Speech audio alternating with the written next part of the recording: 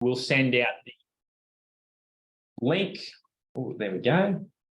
So we'll record the meeting and send that out to everyone on the list who wanted that. And Jane's also done up a really quick short survey. I'll send a link for that too, to see what you thought about the meeting. So that's all. I'll stop sharing my screen. I'll hand over to Richard now. Excellent. I'll just get myself organised.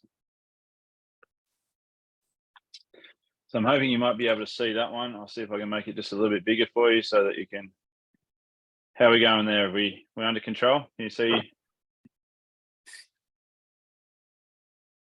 Yes, Rich, we've got your screen up. Thank you very much. No worries. We'll get on with it. Perfect. All right. Look, I don't want to insult your intelligence or make you all suck eggs, so I'm going to be ridiculously brief.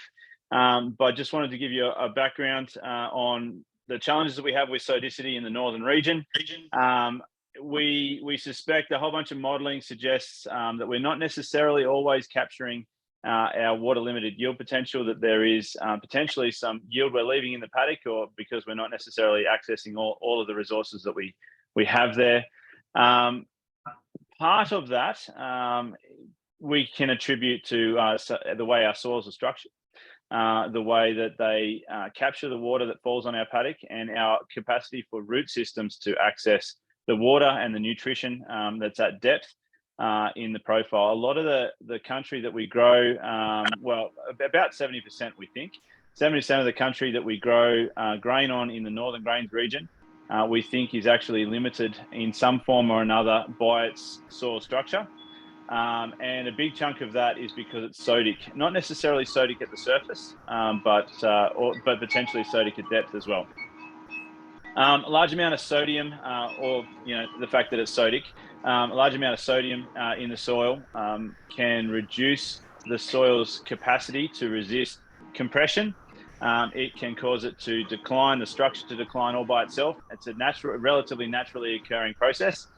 We can make it worse by driving and trafficking it and things like that. But sodium's one of the major ways that soils can lose their structural stability. But there's some other factors in that equation as well. Super high pH soils, we can have problems with alkalinity or super high pH. We can have issues when we have not enough salinity. So sometimes low levels of salinity can cause our soils to disperse and to collapse structurally. And then obviously traffic and compaction can give us a similar sort of result. So this project is actually seeking to, or this project and the previous one, are seeking to really figure out how we can re-engineer our soils so that we can get better capture of our water and our root systems can access that water over time. We can improve our water use efficiency in our system and ultimately our yields. There's as you can imagine, dealing with the surface soil and treating the surface soil is relatively straightforward in a lot of cases. It means throwing gypsum or something like that out on the surface. But as we start thinking about how do I access and fix up soil at depth, then we get a few engineering challenges in how we actually make that happen. And so some of the things that we've been looking at with this project is how we make that happen and how we make sure that we don't have to go back and do it too often to try and maintain those effects over time.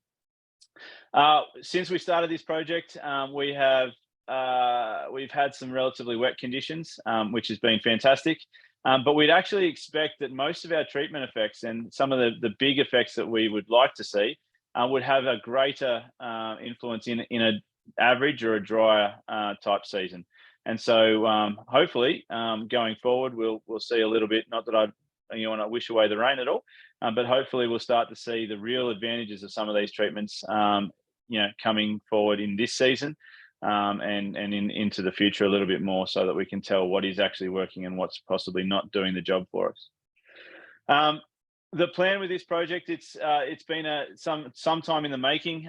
Thanks very much to GRDC, who has funded 2 projects now to work on this. There was the work led by USQ and the team there, John Bennett and Sterling Robertson and Westy and the rest, and UQ and QDAF and UNE as well, involved in that first initial project where we implemented a whole lot of these treatments.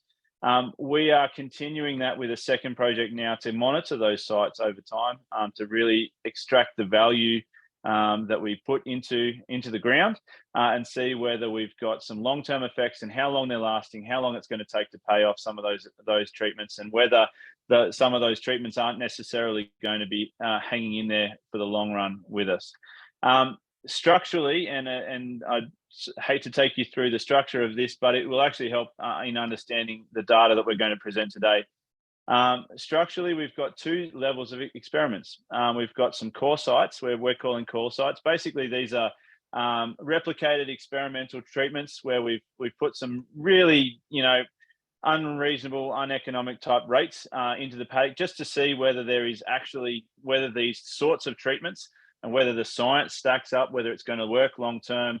And we didn't want to leave those treatments in any doubt, and we didn't want to be sitting there going, wow, we should have put on, maybe we should have put on 2 tons instead of 1. So there's some crazy application rates associated with the core sites, but these are giving us some really quite reasonable data on what's going on and what's lasting and what's not necessarily lasting for us, but they are proof of concept level stuff.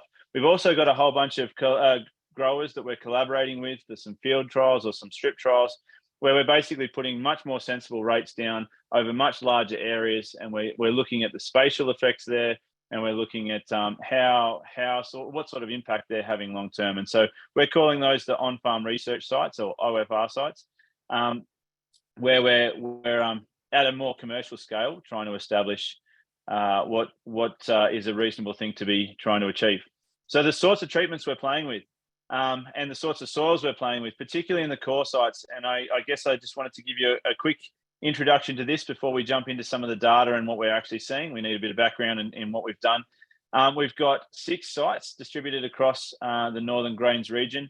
Our most southern site is Forbes, and our most northern site, correct me, I'm a New South Welshman, so I could get this wrong, but Julaka or what's Drillham. The Queenslanders keep changing it on me just to keep me on my toes, but they keep changing the name. On Julaka, the Julaka/Drillham site, that's a grey-brown vertisol. Essentially what we've got are a whole bunch of soils that vary from being very dispersive right up and down the profile to being dispersive at depth, and then at an extreme example, our Spring Ridge site is actually not dispersive, but it's very saline. And so it's got a very high ESP. It should probably disperse, except that there's so much salt that sort of holds the thing together. And so that's a different kettle of fish again. But there's some brief descriptions there. I won't insult your intelligence. You can read as well as I can. But we've got a range of soils that are spontaneously dispersive, some of them all up and down, and some of them are just in the bottom part of the profile. Most of them have a high pH. And so that's going to be a little bit helpful for understanding what goes on. The treatments that we've been applying to these soils, they range. There's a whole bunch of combinations. So we've got and the naming structure is relatively complicated, but just there. Hopefully we can unpack that together. Essentially, our control is an untreated control. We haven't done anything. That's what the paddock was like before we started. And then we have a series of different treatments. Some of them are including cultivation, so we're ripping. Some of our treatments have a shallow rip, so an S rip. If you're looking at the data later, looking for the interpretation, a shallow rip where we've disturbed the soil with tines to about 20 to 25 centimeters deep. And then we have a whole bunch of treatments that have a deep rip. And so those we've disturbed it to about 40, 45 centimeters ish, sometimes a little bit deeper. And certainly in some of our OFR treatments, they go quite a bit deeper than that.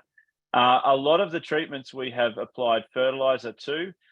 Some of them have been applied, most of them have been applied as deep P type treatments, where we're applying the nutrition at a depth of about 20 centimeters deep.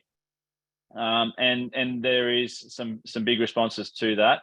We've also got some gypsum treatments. Some of them have been applied on the surface, some of them have been applied deep, and some of them have been applied at both surface and deep. There's all sorts of combinations there. The rates of fertilizer, sorry, I missed saying that. Rates of fertilizer we've been applying, we're intending we have put about 150 kilos of a starter Z equivalent type product down. The intention with this is relatively high rates, not to do it every year, and so it's a long-term thing. There's actually an extra treatment in there where we've applied a double rate, and that is to help us to untangle some of the confounding effects with putting organic matter in. I'll tell you about that in just a minute. And so there is a high nutrient, there's a higher level again in one of our fertilizer treatments, this one down here. Our gypsum rates, just to give you a ballpark, it varies. Basically, we have been trying to tailor our gypsum rates to the site, and we've been trying to reduce our exchangeable sodium percentage, one of the numbers on a soil test, back down to 3%. So we're trying to get it down below a level where it's dispersive. And we've been applying that to a portion of the soil, and so the rates are very high in these scientific treatments, the core site treatments. They're ranging from about 3 to 10 tonnes a hectare. It depends on the site and it depends on where we're applying it. But that's just to give you a ballpark on the sort of treatment levels that we've been applying there with our gypsum rates. We have also been applying organic matter to some of our treatments. The higher numbers, or the later part of the graph, you'll see those ones show up. The organic matter sources we used in Queensland was some feedlot manure, composted feedlot manure, dried and sieved and processed. Down south, we elected for something that was a little bit more flowable through our machine. Cost-wise, it's absolutely ridiculous, but we used lucerne pellets. One of the differences there is how labile that carbon is. But they were applied at high rates as well, and they range from about 10 tonnes to 20 tonnes a hectare. The amount of carbon going down the slot in the Queensland sites was about 4 tonnes of carbon going into the soil. So some fairly substantial big licks, but they prove a point. They've been really interesting ones to follow. The last one is our elemental sulfur treatments. That is very much an experimental type treatment that we've been putting in. The theory here is really interesting. I won't spend too much time on it, but when we apply elemental sulfur to our soil, the microbes have to convert that, oxidize that to sulfuric acid to make it available to the plants to change its form. There's a whole bunch of bugs that do just that job. When they do, they make sulfuric acid. In our soils that are very, very alkaline, this actually has an effect on changing the pH, and that has an influence on structure. And then, because we've got sulfuric acid and high pH soils, we actually make the calcium in the soil that's there in excess, the free lime, that becomes available, and it actually forms gypsum in the soil profile. And so that's quite an interesting thing. 1 tonne of elemental sulfur per hectare is basically the equivalent of about 5 tonnes of gypsum. And so it's a really interesting and a novel thing. It is experimental at the moment, but it's showing us some interesting results. So that's a rough idea on our treatment design and the sort of things we'll do. We might run through some data just to show you what we've got going on and what we can see those treatments have done for us.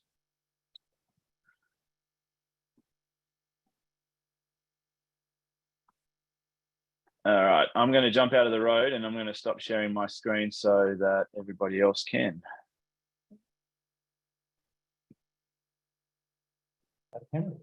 Cameron, I think you're up. You want to share your screen and yeah.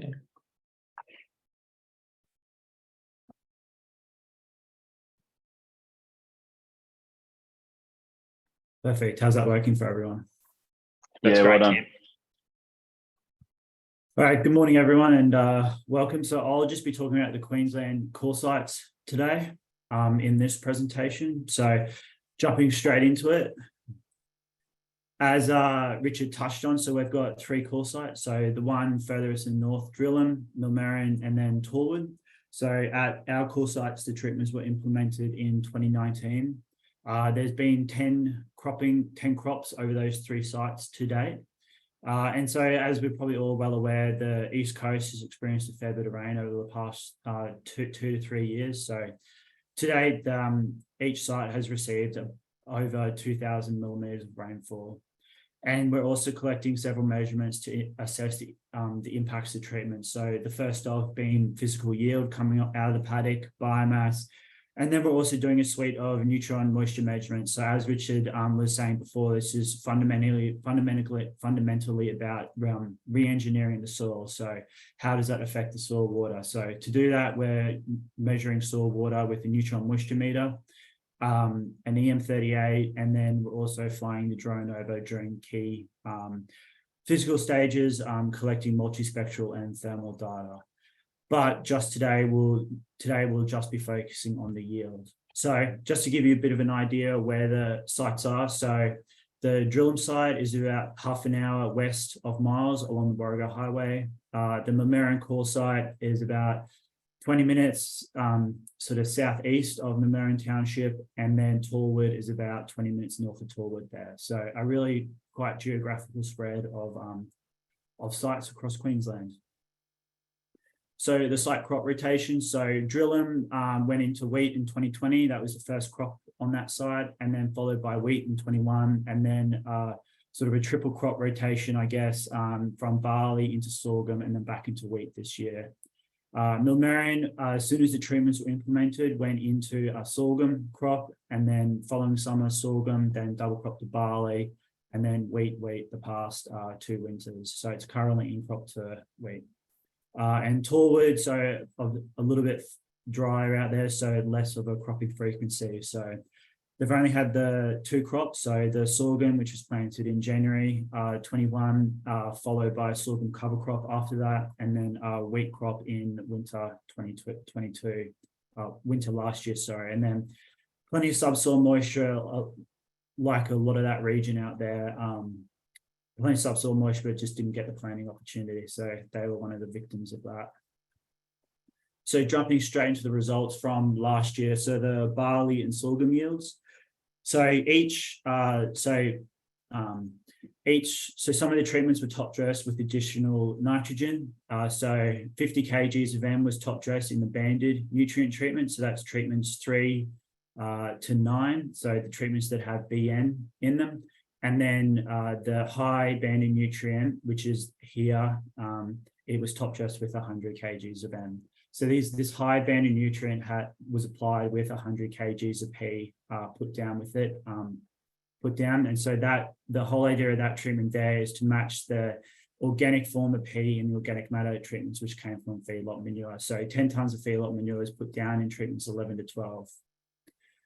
So not surprisingly, the barley 2022 had no significant yield responses, and most likely due to the 400 millimeters of in-crop rainfall that fell there last year. And so we're less likely to see soil constraints present during wet years, just because the plant obviously doesn't have to work as hard to find its water. So just looking a little bit deeper at the barley yields from last year, you can probably wondering why the top dress treatments didn't yield quite as well, and it's probably just a simple fact that our small plot header just couldn't pick up these high biomass crops that lodged a fair bit. So that's why this control and just the shallow rip treatments were just slightly higher, but still no significant yields. And I suppose it also really highlights the amount of lodging that was in this high nutrition treatment here as well, that the yield just isn't there.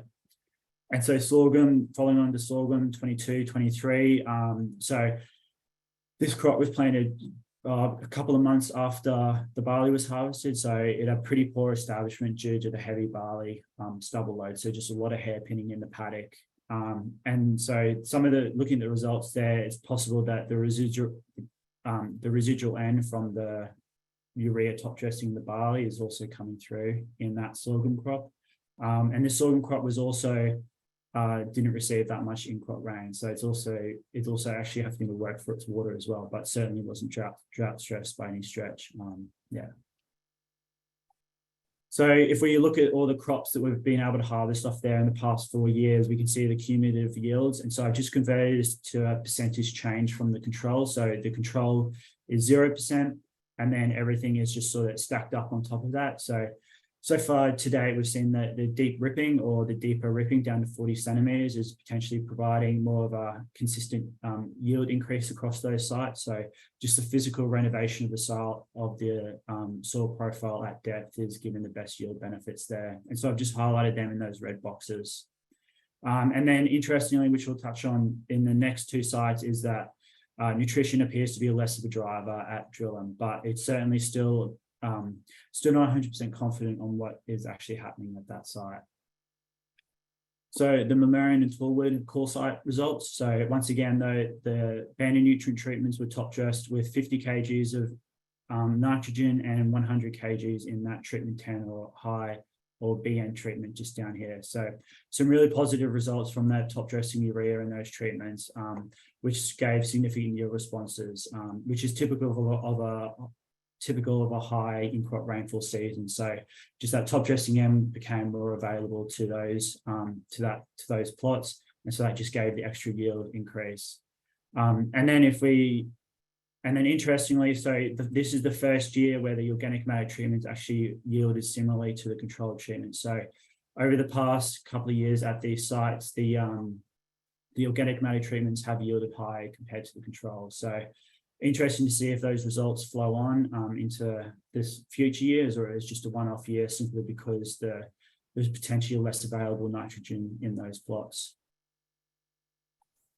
And then so also Tallwood NDVIs at grain filling last year. So some really nice NDVI results, just really standing out how visual those top dress treatments were in the paddock. And then also highlighting the organic matter just didn't quite perform last year as well. And interestingly, so I just touch on this. So because there was a cover crop planted prior to the wheat crop last year, we took the opportunity to spray out some control treatments. And so those became a no cover treatment. So they were pretty much bare the entire time until planting of the wheat crop. So you can see there that it did actually have a high NDVI, and as well as the yield just here as well yielded pretty similarly to treatments that were top dressed with urea as well. So when we came around to do the soil sampling for those treatments, when we planted the winter crop, there was 50 millimeters less total soil water in those plots compared to the control. So it's my sort of suspicion that it's probably just the mineralization where the N is in the cycle that is just more nitrogen is available to those no cover treatment. So the Tallwood and Murmurian cumulative yield responses. So these sites are pretty P limited. So it's given just adding the additional nutrition with that banded phosphorus at depth is giving the best yield increase at those sites to date. So, and the organic matter treatments are failing to perform similarly to the inorganic treatment. So that's the 100p here compared to the 10 tons of feedlot manure in the inorganic form and treatment 10. It's certainly continuing to provide some really good yield. So just by adding the additional nutrition at these sites is really boosting yield. So at Tallwood, it's up over 20%, but then just keep in mind that at that site, there's only been 2 crops. So we just don't have the sort of amount of data in the background to be 100% confident about that. Rather at Murmurian, we're into our almost 5th crop cycle now. So just adding that additional nutrition is really lifting yields there. And then so just quickly, some quick wrap up. So as I just touched on, some take home messages. So nutrition in 2 out of the 3 sites has provided the best responses. However, Drillam is less clear, but it does appear that ripping appears to be giving the best results. And then in the past 3 years have been high rainfall years, which have masked the soil constraints. So I guess that is why nutrition has been the main driver in yield at these sites. But as Richard touched on earlier, as we move sort of more into, say, average years, then hopefully we'll be able to see that the gypsum treatments are actually having an effect on being able to help the plant be able to access more water in that profile. And then, yeah, and the flip side of that, the above average rainfall has also given more opportunity to dissolve the gypsum to displace that sodium from the exchange. Yeah, and then so it's also soil testing to determine what is your most limiting constraint. So just trying to identify your lowest run on the Lieberg's barrel to try and fix that constraint first. Thank you. Thanks, Cameron. We'll jump over to Rich now, and he'll take us through the New South Wales side of things. Just quickly, for anyone who might have joined a bit late, I mentioned earlier, put your questions in the chat, and I'll run through those with everyone later when we come to discussion time. So, but yeah, if you want to type them in so you don't forget, or yeah, we'll work our way through them. That's all good.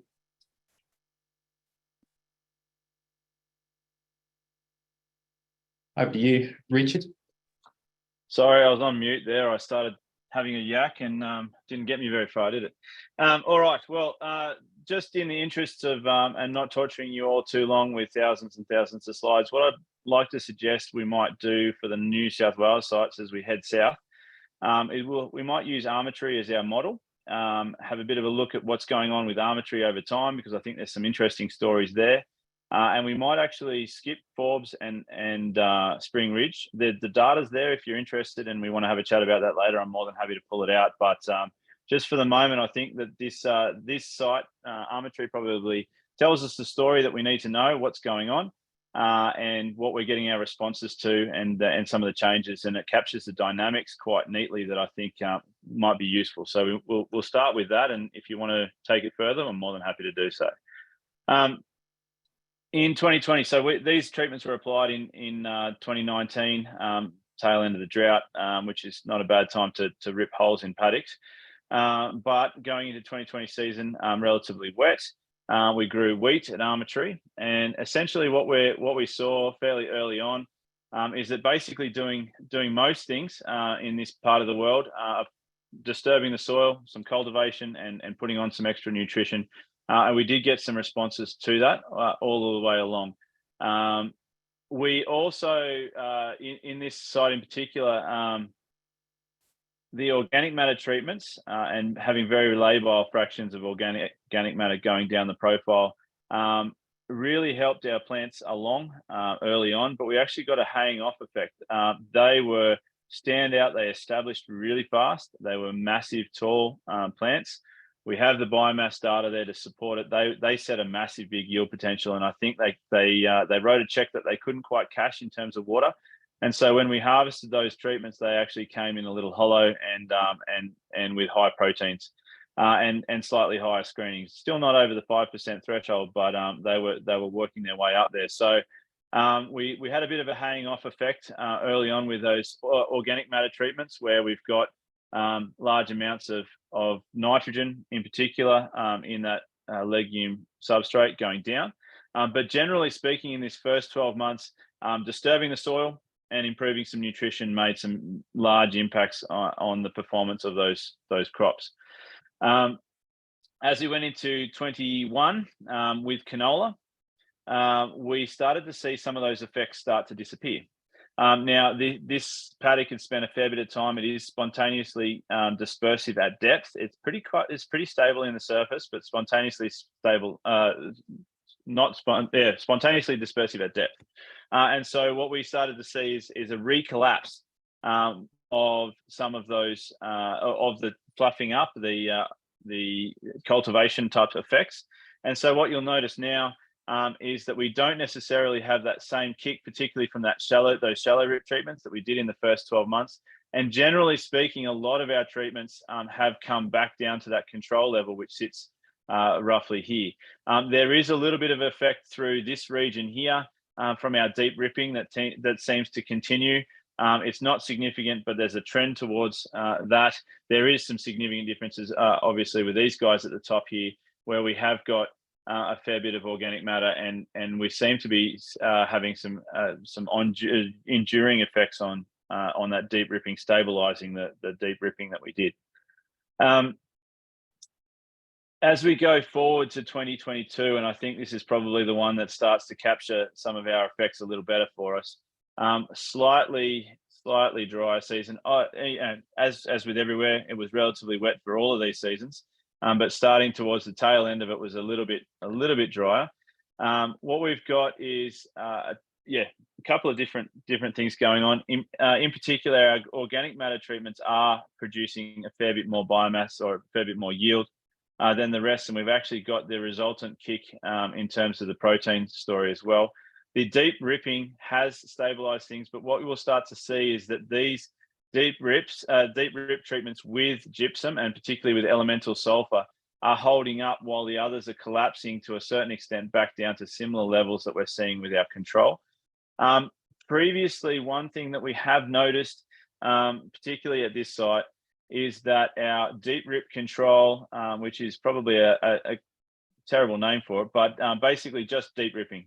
We have just deep ripped this treatment. This treatment is one that we put in the New South Wales sites a little more often. We wanted to see what the influence was. Historically, and with those two previous data sets, this value was actually quite a bit higher and competing with some of our better treatments.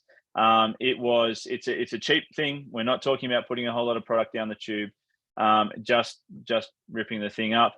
But one of the concerns that we have scientifically with that is essentially what we're doing is improving our soil structure short term. We're potentially releasing a whole bunch, or mineralizing a whole bunch of organic matter that is in the bottom part of the profile, and releasing that, which has some impacts on nutrition, which is important, but we can't necessarily get all of that back.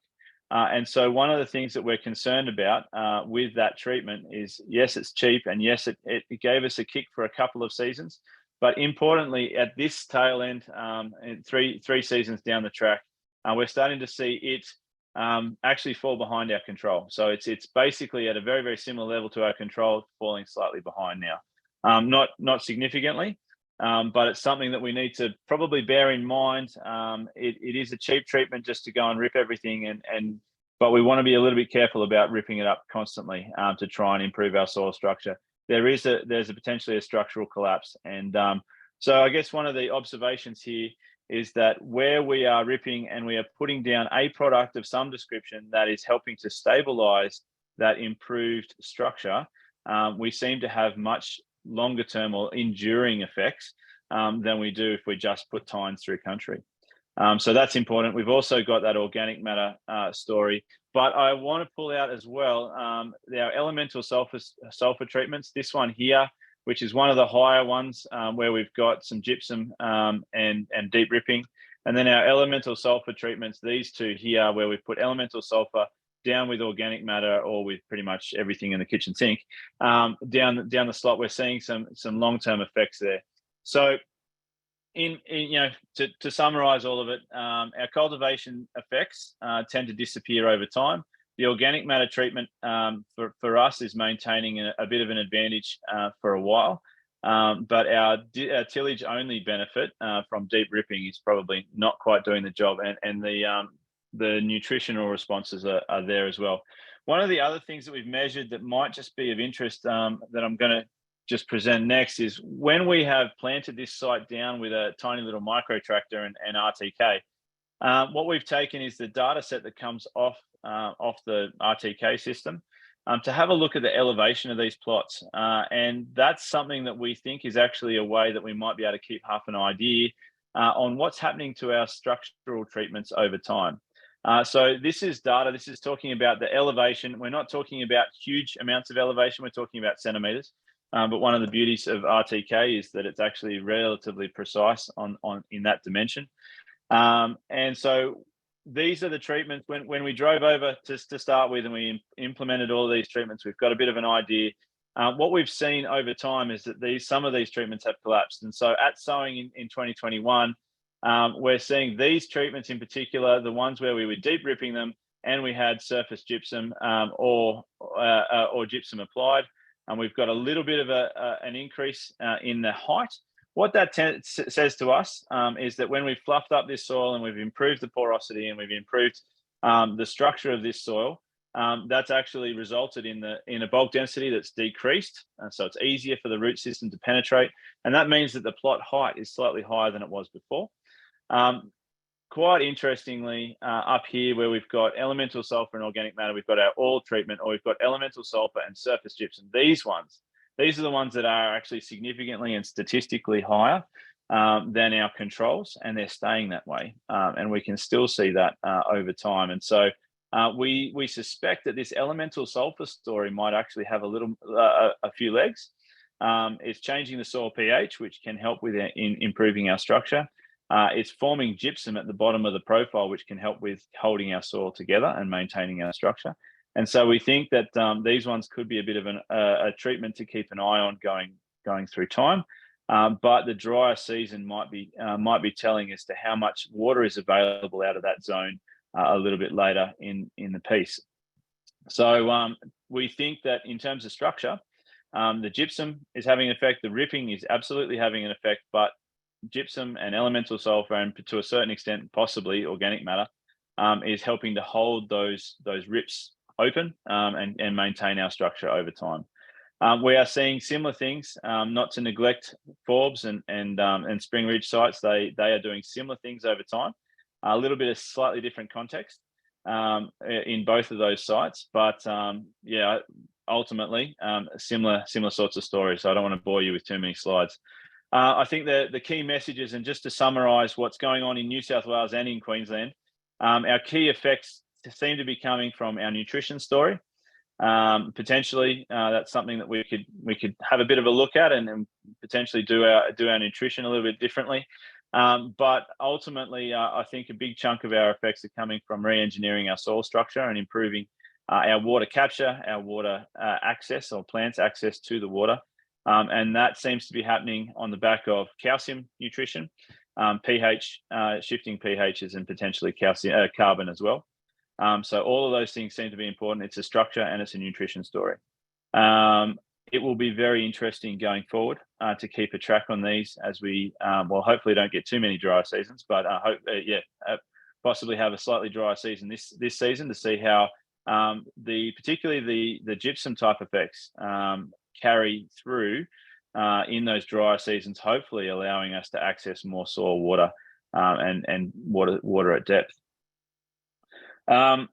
So that's basically it for our core sites. What we might do now, and I apologise for being the one droning on some more, but what we might do is have a quick look across our on-farm research sites. So these are the sites that we've got distributed all the way, basically again from Forbes up into to that well, almost Wandoan and Tara kind of part of the world. New South Welshman, apologies to the Queenslanders going, there's a big difference. I do realise that. Anyway, that's the sort of footprint that we've got. We have a number of fantastic collaborators, and I think probably the first stop and the first point I would like to make about these is that we've got some fantastic collaborators, and we really appreciate the engagement that we've got from those growers. Most of these sites have been established under our previous projects, or the previous project.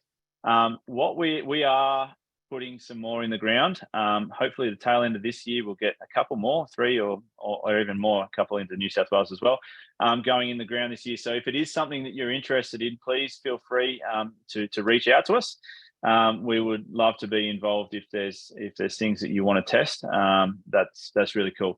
To remind you, the treatments, these treatments are going in with growers in collaboration. So we're doing some soil tests. We're working out what we think will work, what might be worth trying. And then we are making those a lot more commercially relevant, and the rates as a result tend to be much lower rates. Generally speaking, what we're seeing across these treatments, across these experiments, is that the treatments aren't necessarily statistically significant just yet. For the most part, some of them are, but most of them aren't. And that might actually be a result of that lower rate. It might just take a little longer to get the job done. But ultimately, improving yields at a commercial scale, it's not about statistically significant, getting a statistically significant result. Even improving things by a reasonable amount everywhere can have some commercial benefits and commercial realization. Typically, the treatments that we have seen, and I'm making broad generalizations, they do vary. Every grower is doing something differently, and that's absolutely perfect. But we tend to be seeing lime treatments, gypsum treatments. We've got a lot of deep ripping. There's some manure treatments, and there's some deep nutrient type experiments as well going on. And so we're keeping an eye on all of those. If I had to make some broad sweeping generalizations, typically the ripping treatments are the most common. The gypsum treatments probably follow that, and combinations with ripping and without ripping and all that sort of a thing. And then we probably get to some manure or lime treatments, depending on your soil type, and nutrition treatments that follow. Just to give you a ballpark, these are the ones that are more common. Bit of a risk profile. These are ones that are more common. These are ones that are slightly less common. We're applying them to large strips. They're monitored in season with some imagery. So we're looking at NDVI, satellite imagery, and all that sort of a thing. Over the top, we're flying drones occasionally over them as well. But by and large, most of the measurements that we're doing on those tend to be at harvest with some small cuts to go and get some precise measurements on what we think these are yielding at certain locations, 5 or 6 cuts down a strip. But then we're looking at yield monitor data. And so we're trying to capture as much grower information on those yield monitors as possible to try and scale that up so that we can use our cuts to calibrate those larger scale measurements, and then to say, well, in the end, this has resulted in this sort of a yield benefit to you or not. So that's basically where we're playing. That's what we're working with. We're working with a whole lot of growers at these sort of things. A lot of this data has not necessarily been captured to date, so we're still trying to collect historic yield data from yield monitors, and we are, going forward, we're going to be having a very close measurement of things that are happening in the field. But this is a little bit of an example of some of the things that we've done, that we've captured. This experiment up the top here, or this field strip up the top here, is the length of the paddock, and then there's 3 of them, all with ripping, some with just ripping, and some with gypsum and lime added. And the correlation, or the how close the yield monitor data is coming back to what we've actually measured in the paddock. If I was going to make some broad sweeping generalizations, for the most part, we're not seeing huge statistically significant differences in the field. Having said that, a lot of our growers are trending in the right direction. They are starting to move. They're starting to see some positive responses to the treatments applied. So probably 8 out of 10 of the strip trials that we tested in the winter crop of 22 have got some positive responses. Most of them weren't significantly different. They're averaged over all of the sites, and this is very, very rubbery. Please don't take this too far. We worked out the qualities and what grade of product will be coming off those paddocks, and we think that there's probably about an average benefit of about $100 a hectare in terms of gross income. That does not count for how much it takes to put these treatments in and all of the rest of it. We will be having a very close look over time. This is a complicated issue. Things don't last forever, and we need to get across how that works in the real world. And so we're going to have a very close look at the return on investment and all of those sorts of measures in this system, in these on-farm research strips. But for the moment, we're seeing rough enoughly in most sites a little bit of a benefit. It's not massive. In a couple of the sites, it actually went the wrong way. So we're trying to work out why that's the case. But just to give you a bit of a caveat on that one, there is a bit of a number. There is some numbers that we are generating there in terms of the economics. We do need to upscale these with yield monitor data to work out what the real benefits are. And so there is still some work to be done as to whether that's a real number or not. So don't rely too heavily on those sort of numbers. But generally speaking, the general observation, the rates are lower, so the differences are slightly less than what we might be seeing in those proof of concept type field trials. Ripping seems to be a positive thing, certainly in the short term.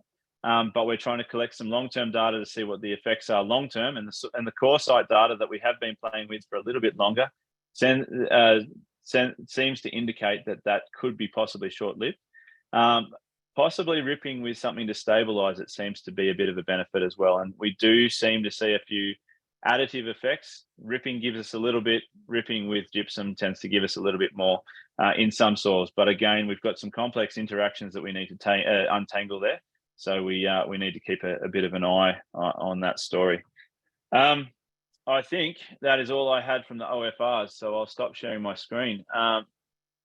What are we up to next, Henry? Thanks, Richard. Yeah, so I think that wraps us up for all the data and slides and figures. We can jump into going through some questions. So Jane was going to take us through the questions in the chat so far, and anyone else who's got any notes or put your hand up or type them in the chat, and we'll work our way through it. All good. Well, just before you do, Jane, one of our participants online has joined us is Dr. Dave McKenzie from Soil Management Systems, and just like to give an acknowledgement to David's been a key scientific collaborator for us on the project.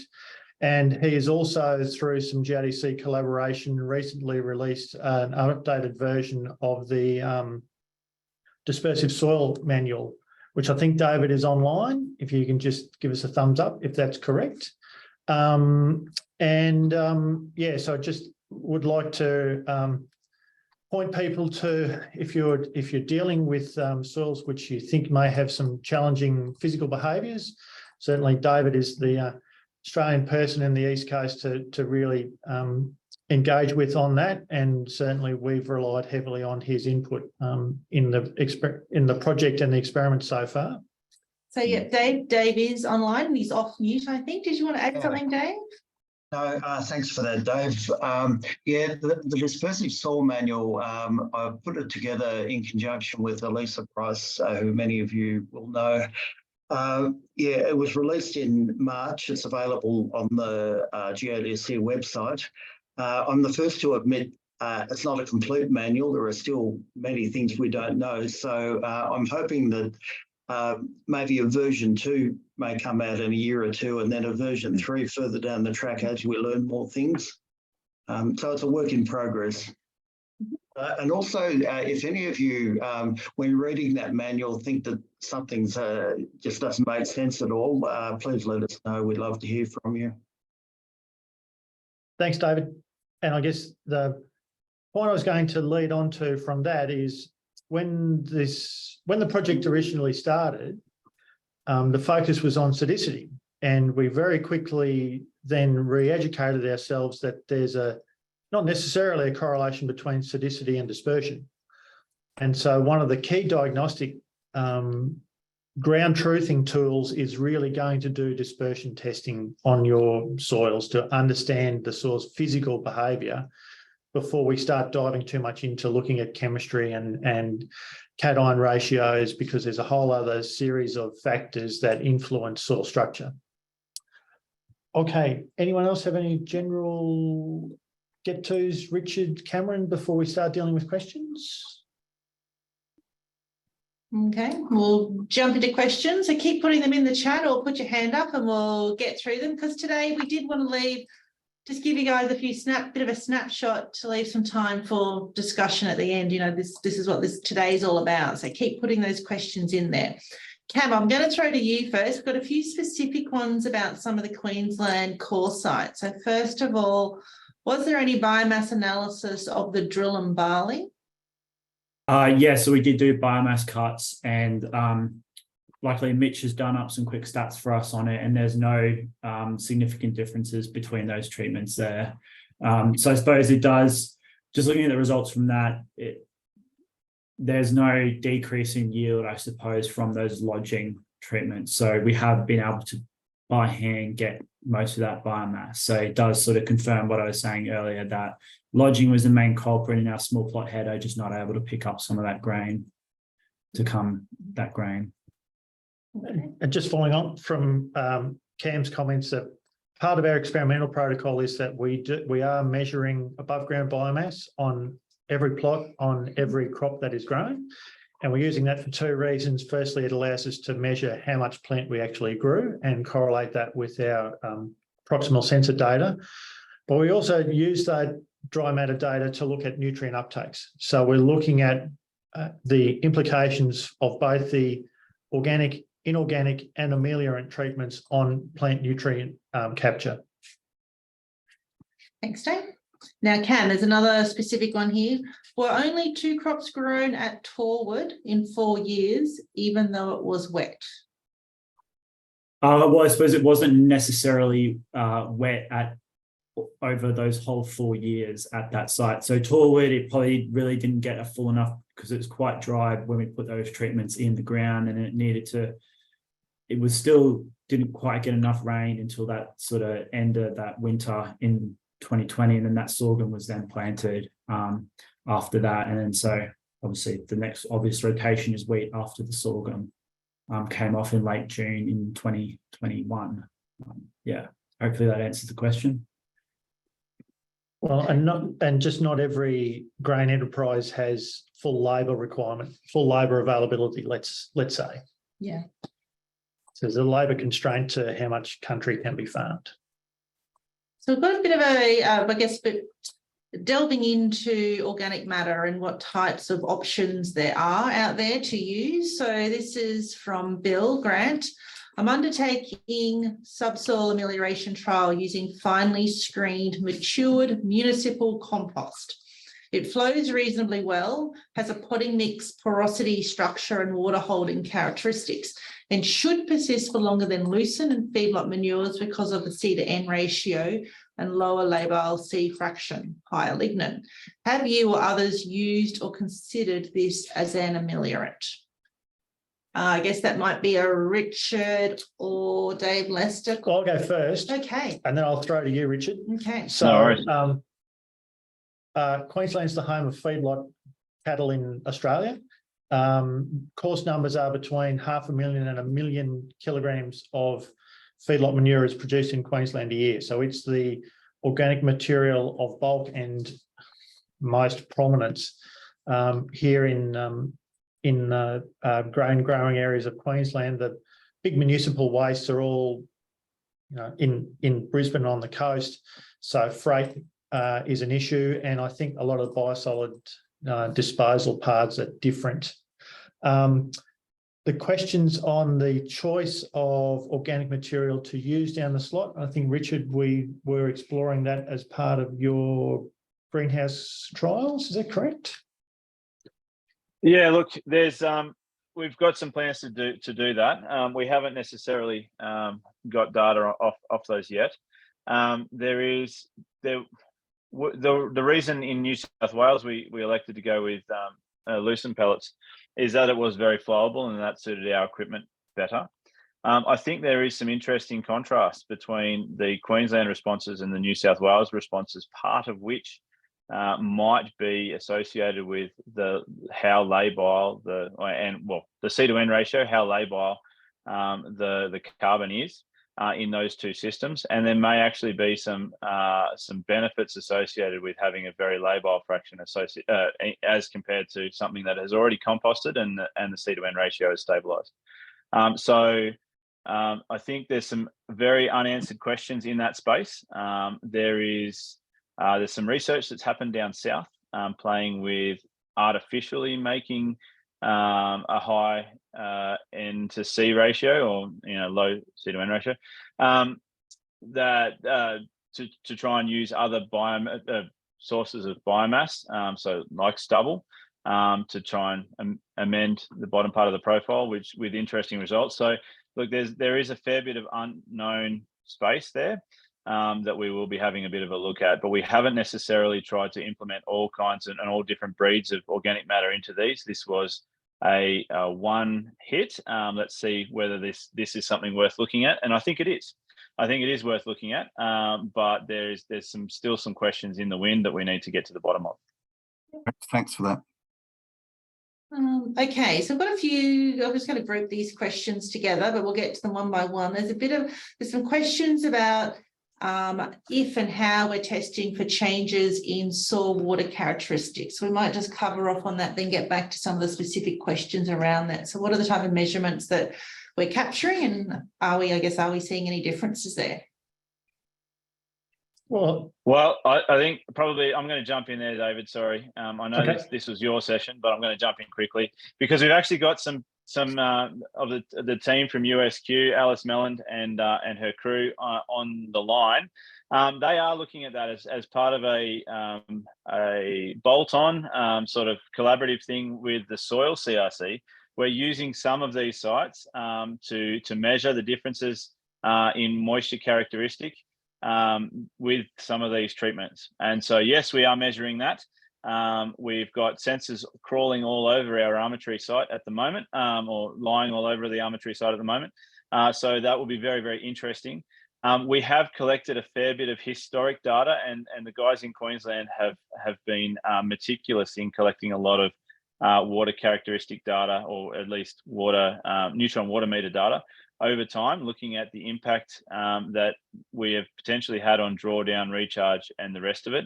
Ultimately, it is a bit of a challenging thing to do over so many different treatments, but that's something that we're looking at, and we're actually looking at ways of potentially reverse engineering how much water our plants had access to using modelling and a few things there. So there is some data to come in that space. We have collected some of the data, and there is some results. Have you got some general comments you wanted to make based on the neutron water meter data, David, or have we got a ways to go? Look, Cam's been the person who's been taking the lead on the neutron work, but my initial response, Richard, was going to be, well, we're just letting the plants tell us the story. We're trying to, we're using the plant as the integrator of all those things it sees about water access, nutrient uptake, pathology loads, all the things that go into actually making grain yield. And then what we have, as Richard outlines, we've got the challenges of trying to deploy these instrumentation, which are relatively site specific. So we've got some challenges in terms of particularly our subsoil treatments are not distributed through the whole part of the profile. So we have these differential effects going on in the soil, but we're still letting the plant integrate those treated and untreated zones and give us a yield cumulatively. The rainfall doesn't change across the site. So we're looking at these cumulative impacts on yield and net primary productivity over time. There's a range of new techniques that we can think about deploying in that. Richard and I often have conversations around when are we going to get around to looking at some carbon isotope work, and we're still kicking that can a bit further down the road. But at the moment, it's just how much plant do we grow? So we've Richard, got some data coming on that, David. Well done, you. Yeah. So Richard, just further to that, there was just an example here that we might throw to you about armatory specifically. So if we're doing some follow-up soil sampling or monitoring our crops, I'm just reading into this. Have you seen any changes? Is there any better drainage in terms of alleviating waterlogging? Or so this is specific about armatory. Yeah, sure. So we have look. These trials, by nature, tend to find themselves in the bottom part of the landscape, and so the improvements in drainage is pretty hard to quantify based on these. Some of these, they're swamps. Some of them are swamps, and so we've got holes in paddocks where the water accumulates. What we have noticed is that in some locations where we have improved the soil structure and that it's holding at higher, we actually have got better germination and things, which may, and establishment, which may be a result of better drainage in the very, very surface because the soil is higher locally, which sheds water off onto the plots beside it, which are a little bit lower.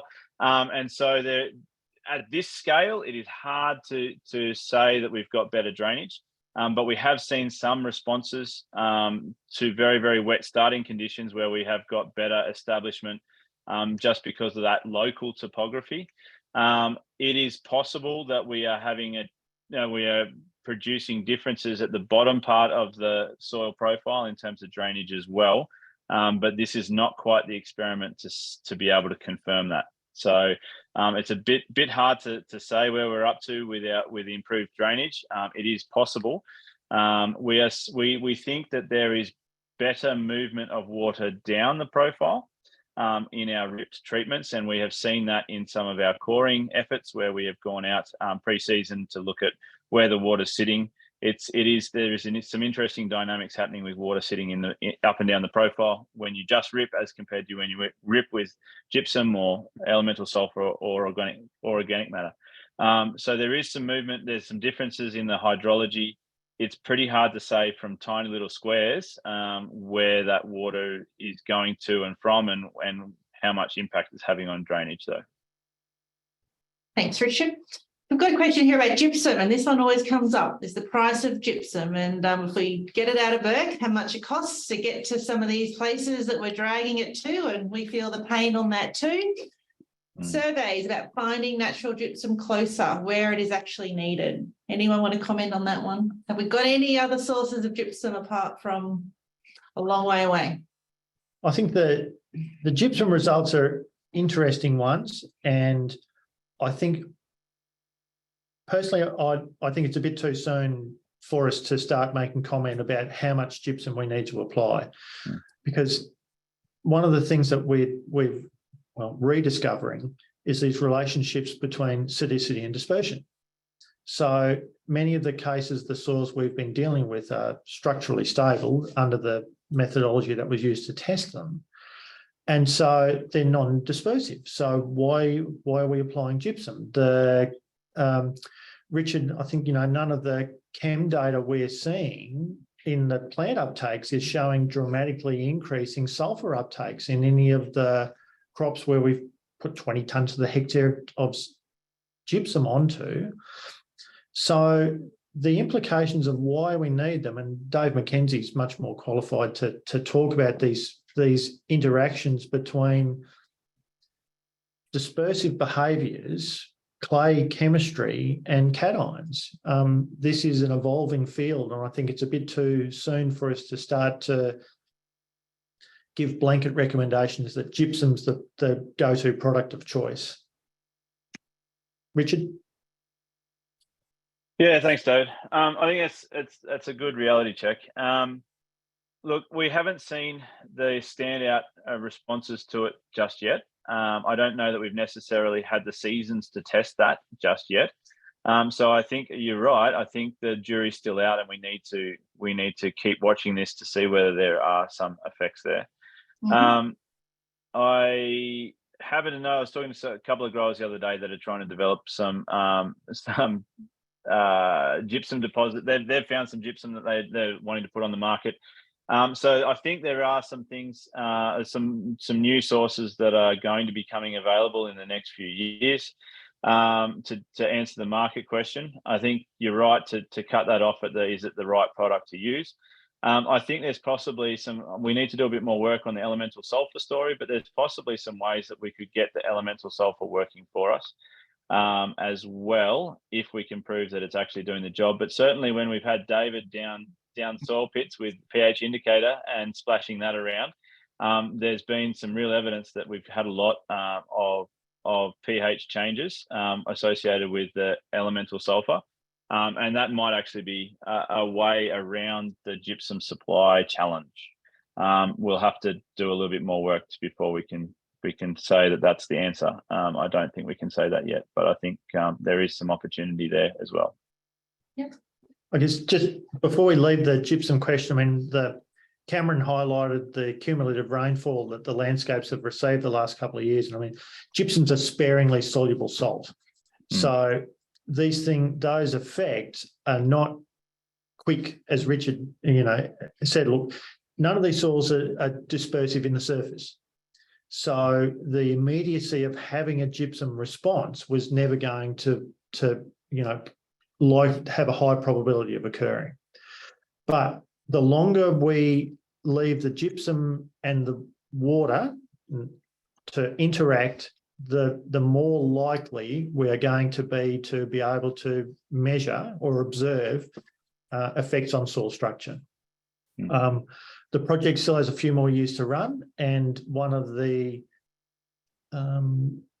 measurements that we're contemplating towards the end of the project is actually doing a series of destructive sampling campaigns on these plots to actually get at what's happened to the soil face, if you like. And they're things that they'll be coming up in the next couple of years. Just One of the before we other- move- Oh, sorry, Richard, you go. Can I just tack on to the end of that? One of the other things that we need to happen to be able to really stabilize our soils long term is to move some of the sodium away and let the calcium do its job where we've got it mobile. There's still some open questions around where the sodium ends up, where the water balance allows the sodium to move to in our system, and that's one of the questions that we really need to get to by taking our plots apart after we've done enough with them. So there is, the whole idea of our farming system built the way that it is to use as much water as we can every season, which by definition also means that there's not a huge amount that's going at the bottom, particularly of constrained soils. And so that also means that limits how much our sodium can move around, and therefore the effect potentially that it's having. So there's a fair few fairly significant open questions still as to what the results are going to be, long term. Just thinking before we move off that topic, there was one question that just came in about different gypsum products and about the plaster drywall, the regyp, I guess, products that are out there. Did someone want to comment about those? With rainfall. I'm happy to let that one go. Yeah, I guess lots of options out there. There's granulated Certainly gypsum. the Queensland trials, we trucked down the natural gypsum out of Winton, got it on the back load out of Darwin. But we had particularly we had to do some things to make it flow through our applicator to get it into the soil at depth. So it's definitely not a one size fits all model. Yeah. Okay. So there's one question here about, are you confident that soil testing will indicate a response considering the variability in the paddocks and the large investment required by the grower? Would it be better for growers to hire experimental equipment to check for a response in their own paddocks? I might flick that one back to you, Richard. I think that's probably where our OFR trials really fit in and what we're doing with those. Growers testing it in their own paddocks, I guess. Yeah, absolutely. I'm just trying to work out what Nev's shooting at there. This is one of we have the two different experimental designs. One is not supposed to be commercial; it's supposed to be proof of concept. So we've done some relatively small scale work with that. The OFRs are about moving that back up to, or scaling that up to, a commercial type scale. And so we've used commercially available equipment and commercially available products and rates of products to put them down at a large scale and at rates that are vanishingly lower than what we've put into some of those core sites where economics was not necessarily the absolute end game. We're trying to work out, that's the proof of concept thing. Economics is a little bit off the table. The field trials and the OFRs is where we were trying to pull that back out to a slightly more commercial scale. And so almost commercial scale application, it's not necessarily particularly specialist equipment to get that into the ground and then lower rates. So I think we are kind of covering off on that to try and bridge that gap. I hope that kind of answers the question. I'm still trying to work out exactly what we're shooting for, but yeah. Well, I think part of it, Richard, is my reflection was, let's use the tools that we have to identify the areas we need to focus on ground truthing. And so you come back to the constraint ID tool.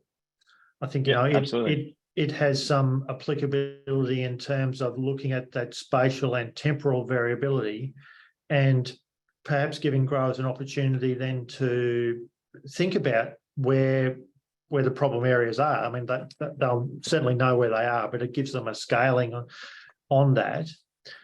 Next question then about, well, what are the diagnostic, apart from soil testing, what are the diagnostic tools to investigate this? And chemical analysis is, has been our go-to because it's quantifiable. It's relatively easy for us to go and take some soil cores and get a sample off to the lab. The challenges are that they're not 100% diagnostic. And so we need to broaden the range of soil surveying tools or problem-solving tools that we use to investigate the challenges in different parts of a paddock. Certainly, I think that one of the things that we, in the utopian researcher view, gee, soil pits are good. Take the backhoe out, let's dig a pit and get right down into it. And you get such a much better diagnostic view of the three-dimensional structure of your soil than you can ever hope to get from taking a soil core out of it. But that's time and investment and skill. And those are the things that are, perhaps we're needing to reinvestigate. And they're cost-benefit decisions for each grower, and having the skill sets available for us to go and look at that in the landscape. Yep. I'll just quickly interrupt. Sorry, just in the interest of time, we've probably got 3 or 4 minutes left. So I know there's a couple of questions. Yeah, there's still a couple more questions and people are starting to jump off. So yeah, we'll cover that. I was just thinking, there was a question there about the best tools to understand that paddock variability. And I think that's where we were heading. We can certainly think about, we have got the guys just mentioned a program there, Constraint ID. It is free. It was through developed through the first part of this project, led by University of Queensland. You can actually Google that online. It's a really neat tool to help understand variability in your paddock. And certainly, I guess we're trying to work out what is the best way to best understand that variability. I think that's still a work in progress. We had one quick question about organic matter inputs. I think probably the guys have discuss some of the challenges in that, on what the other components, how you actually deal with those different organic matter inputs. And we are, I guess, thinking about that over time and trying to make an understanding of that. So I'm thinking why don't we just wrap it up, Henry, and then if people want to stay online and ask more questions, they're more than welcome to, but let's just wrap it up, and those who need to jump off can, and then we can stay on for a little bit till 1:30 and take more questions if there's any more. Yeah, I think we'll hand over to Richard. Richard was just going to cover off kind of the next steps of the project, where we're going. And we can stay on after that and chat, answer any more questions. Certainly. Look, I don't want to take up too much time, but I guess I wanted to acknowledge and thank the team at QDAF, at UQ, some hired legends like Dave McKenzie, Jeff Cockfield, all of our collaborative growers, obviously GRDC as well for making it all possible. We would love to stay in touch. We would love to be in touch with you all. We're going to be producing a couple of newsletters a year, based on after the winter crop season, after the summer crop season. We will be doing some field walks that we will let you all know about. If we might use the list of email addresses that we've collected on for this meeting. And we'll send out the newsletters and the field walk information to that, amongst other things. If you don't want to receive those, just let us know, and we'll take you off the list. But there's also a website where we're going to keep compile a whole bunch of this information that you can find it's hosted at the UNE website, but we can have a look at that. And there's also obviously the dispersive soil manual. Dave completely stole my thunder earlier. I was going to go and have a big shout out to Dave McKenzie and the project there. And we will be looking to update that or keep that up to date as we go through this project as well. So there's a lot of places to stay in touch. By all means, reach out to us, and we would love to keep you apprised of where we're up to as well. There will be the field walks. There'll be some Queensland activities. There'll be some New South Wales activities as well for those that are more looking for something a little bit closer to home, depending on where you're at. So we are trying to be a bit flexible there. Ultimately, that's pretty much all I wanted to show you. But there is some information. It's on the website and things, and we'll be in touch. I know both Dave and Jane Gentry are quite active on Twitter. We're now x.com. I didn't even know that's what it was called till the other day. We changed names. We X So- now, not tweet. We'll Dave and Jane often share our field walks and what's going on. So it's a great place to look out. And most people, I think, or there's a few people online who will have got my email. So yeah, shoot me an email. I'm happy to be that point of contact as well. If you've got any questions or want to know about anything. Yeah, well, if that's all from you, Richard, we can go through any more questions. If people want to put their hands up or type them in the chat. Otherwise, we can wrap it up. Fantastic. Thanks, everyone. Thanks, everyone, for joining. Thanks, everyone.